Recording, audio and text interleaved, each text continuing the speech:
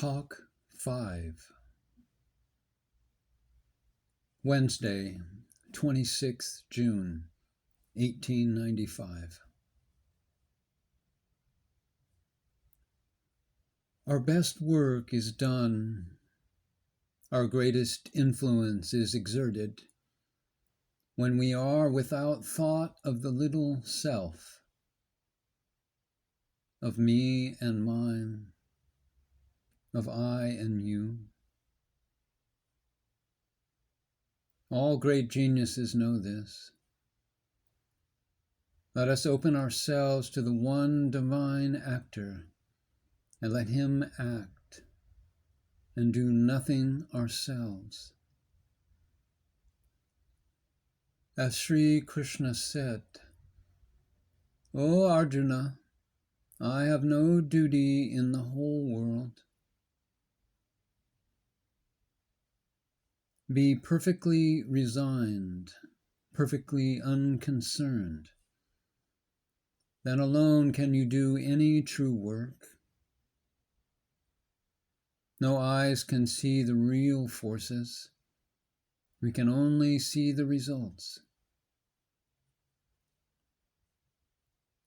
Put out little self and lose it. Forget it. Just let God work. It is His business. We have nothing to do but stand aside and let God work. The more we go away, the more God comes in. Get rid of the little I, and let only the great I, the Atman, live."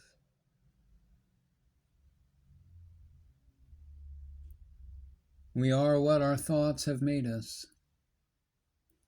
So take care of what you think. Words are secondary. Thoughts live and they travel far. Each thought we think is tinged with our own character, so that for the pure and holy man, even his jests or abuse will have the twist of his own love and purity, and do good. Desire nothing. Think of God and look for no return.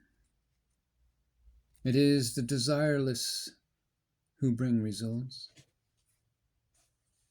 The begging monks carry religion to every man's door, but they think that they do nothing. They claim nothing.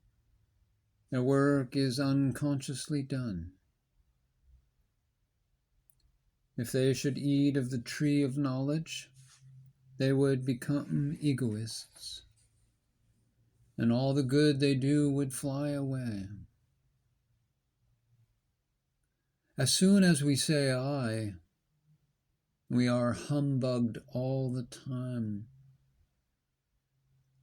and we call it knowable, but it is only going round and round like a bullock tied to a tree.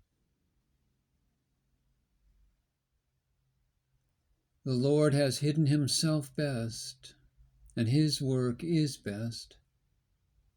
So he who hides himself best accomplishes most. Conquer yourself, and the whole universe is yours.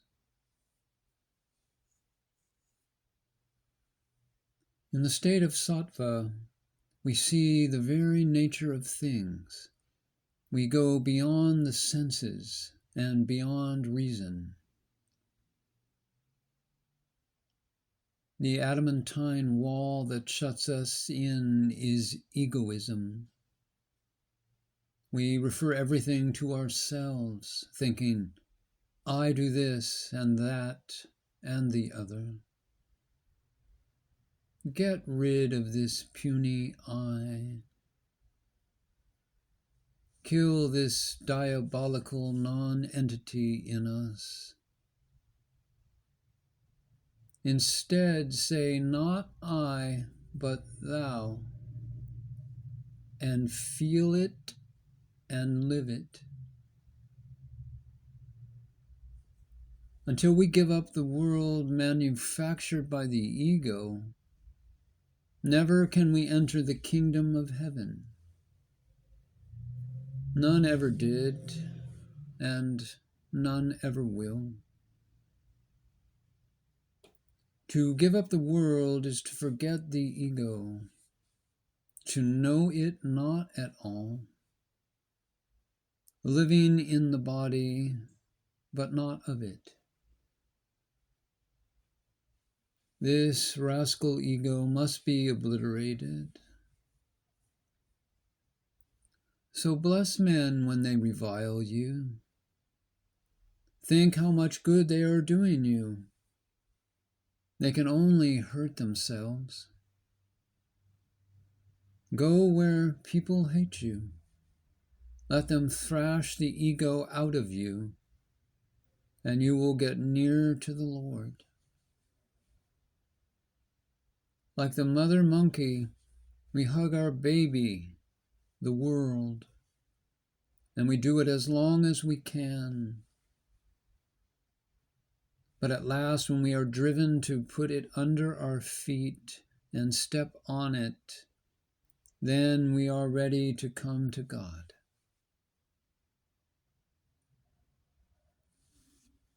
Blessed it is to be persecuted for the sake of righteousness, as Christ has said. Blessed are we if we cannot read. We have less to take us away from God.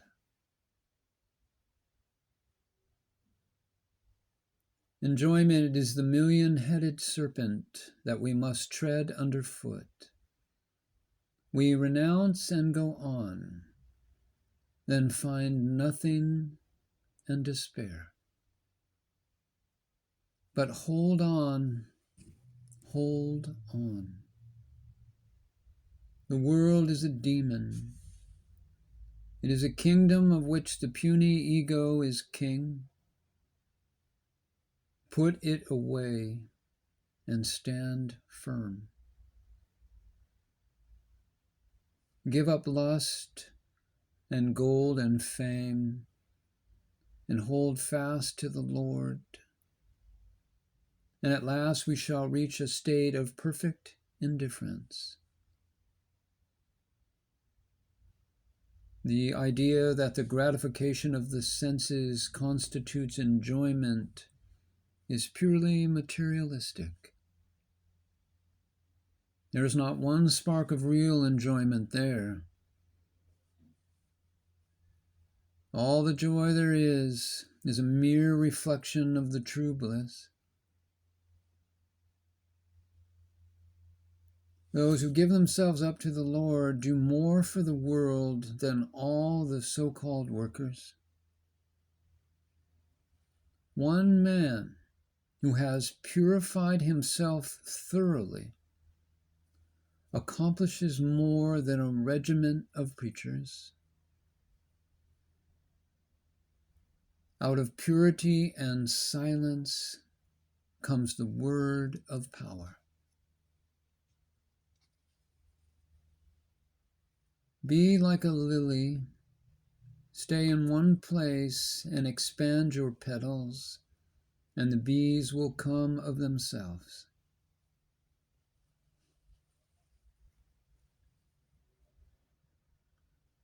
There was a great contrast between Keshav Chandra Sen and my master Sri Ramakrishna. Ramakrishna never recognized any sin or misery in the world, no evil to fight against. Whereas Keshav was a great ethical reformer and leader and founder of the Brahmo Samaj.